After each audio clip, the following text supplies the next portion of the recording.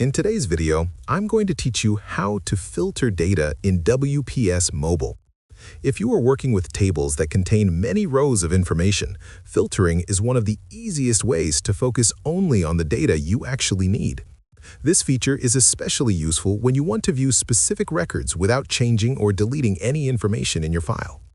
By the end of this video, you will know how to quickly apply filters and view selected results with confidence. To begin, open your file in WPS Mobile and locate the table you want to work with. Start by tapping the first header cell that you want to include in the filter. This is usually the top cell of a column, such as a name or category label. After selecting that cell, look at the small square handle located at the bottom right of the selection. Press and drag this handle across to the right until you reach the last header you want to include. This step is important because it tells WPS Mobile which columns should be part of the filter range. Once all the headers are selected, tap the icon located at the bottom left corner of the screen to open the main menu.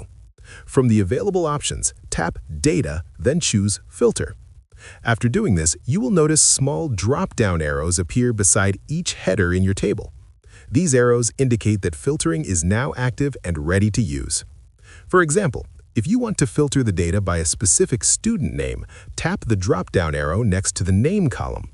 A list of available names will appear. Select the name you want to view, and the table will automatically update. You will now see only the rows that match the selected name, while all other data is temporarily hidden.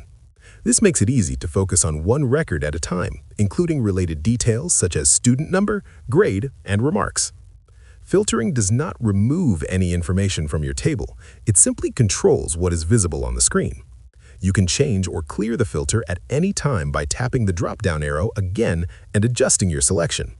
This allows you to quickly switch between different entries without reorganizing your data.